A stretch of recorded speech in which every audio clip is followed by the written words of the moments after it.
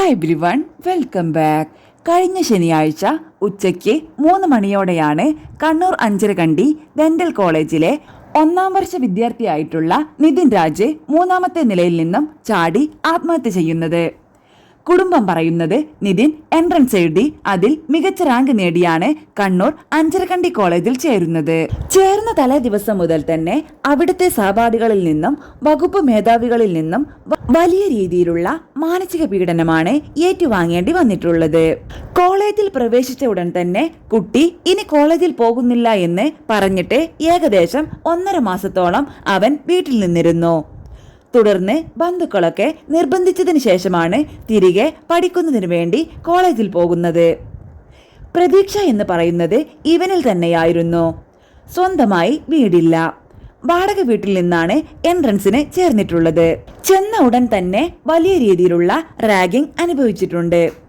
എന്നും കോളേജിൽ പ്രശ്നങ്ങൾ ഉണ്ടാവുമെങ്കിലും സഹോദരിമാരോട് പറഞ്ഞ് അവൻ ആശ്വാസം നേടുമായിരുന്നു. എല്ലാ ശനിയാഴ്ചയും വീട്ടിലെത്തും. അതുപോലെ കഴിഞ്ഞ ശനിയാഴ്ചയും നാട്ടിലേക്ക് പോരാൻ ട്രെയിൻ ബുക്ക് ചെയ്തു എന്ന് സഹോദരി വിളിച്ചു പറയുകയും സഹോദരിയോട് സംസാരിക്കുന്ന സമയത്ത് യാതൊരു പ്രശ്നവും ഉണ്ടായിരുന്നില്ല എന്നും സഹോദരി പറഞ്ഞു.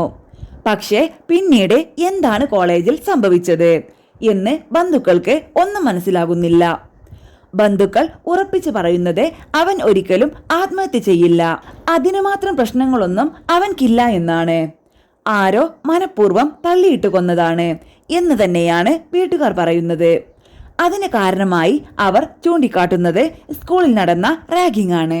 വകുപ്പ് മേധാവിയുടെ ഭാഗത്തു നിന്നും ജാതിയുടെ പേരിലും നിറത്തിന്റെ പേരിലും അവഹേളനങ്ങൾ ഈ കുട്ടി നേരിട്ടിട്ടുണ്ട്. HOD പുഴുത്ത പട്ടിയാണെന്ന് പോലും മറ്റു കുട്ടികളുടെ മുന്നിൽ വെച്ച് ആ കുട്ടിയെ വിളിച്ചിട്ടുണ്ട്. കഴിഞ്ഞ ദിവസം 3 മണിക്ക് സംഭവം നടന്നിട്ടും ആരെയും അറിയിച്ചിരുന്നില്ല. അമ്മയെ മാത്രമാണ് അറിയിച്ചിരുന്നത്. പിന്നീട് മരണം സംഭവിച്ച കാര്യങ്ങളൊന്നും തന്നെ മാനേജ്മെന്റിന്റെ ഭാഗത്തു നിന്നും വീട്ടുകാരെ അറിയിച്ചിട്ടില്ല എന്ന് പറയുന്നു. സ്കൂൾ അധികൃതർ പറയുന്നത് അത്തരത്തിലുള്ള ഒരു റാഗിങ്ങും മറ്റും നടന്നിട്ടില്ല എന്നാണ്. പക്ഷേ നിതിന്റെ അച്ഛന്റെ വാക്കുകൾ ഇങ്ങനെ: എന്റെ മകന് സംഭവിച്ചത് ആത്മഹത്യയല്ല, സിദ്ധാർത്ഥിന്റെ അതേ അവസ്ഥയാണ്. കേസിലെ നിലവിലെ പ്രതികൾക്ക് പുറമെ കോളേജിലെ അധ്യാപികയായ ലത, ഹോസ്റ്റൽ വാർഡൻ കമൽ എന്നിവർക്കും ഈ ക്രൂരതയിൽ പങ്കുണ്ട്. കോളേജിൽ പ്രവേശനം ലഭിച്ച ആദ്യ മാസം മുതൽ നിതിൻ കൊടിയ റാഗിങ്ങിന് ഇരയാണ്. ഇഷ്ടമുള്ള വസ്ത്രം ധരിക്കാനോ കൃത്യസമയത്ത് കുളിക്കാനോ അവന് അനുവാദമുണ്ടായിരുന്നില്ല. ഒരിക്കൽ ധരിച്ച ടീഷർട്ട് പോലും സീനിയർ വിദ്യാർത്ഥികൾ ബലമായി ഊരിമാറ്റിയിട്ടുണ്ട്. ഈ ക്രൂരതകൾക്കെതിരെ നിതിൻ പലതവണ പരാതി നൽകിയിരുന്നെങ്കിലും പ്രിൻസിപ്പാൾ ബോധപൂർവം പോയി തിരിച്ച് കുറ്റക്കാർക്ക് കുടപിടിക്കുകയായിരുന്നു. പുഴുത്ത പട്ടി എന്ന് വിളിച്ചു. അവൻ പഠിക്കാൻ മിടുക്കനായിരുന്നു. മെഡിസിൻ സീറ്റ് നേടിയ അവനെ വകുപ്പ് മേധാവി മൃഗീയമായാണ് മാനസികമായി തളർത്തിയത്. സഹപാഠികളുടെ മുന്നിൽ വെച്ച് പുഴുത്ത പട്ടി എന്ന് വിളിച്ചതിനൊപ്പം സ്വന്തം മുഖം കണ്ണാടിയിൽ നോക്കാൻ പറഞ്ഞു. അയാൾ അപമാനിച്ചു. മകനെതിരെ എന്തെങ്കിലും പരാതി ഉണ്ടായിരുന്നുവെങ്കിൽ അത് തങ്ങളെ അറിയിക്കാമായിരുന്നു എന്നും ജീവനോടെയെങ്കിലും മകനെ തിരിച്ചു നൽകാമായിരുന്നു എന്നും അച്ഛൻ വിതുമ്പുന്നു. മരണം സംഭവിച്ചതുപോലും മറച്ചുവെച്ചു.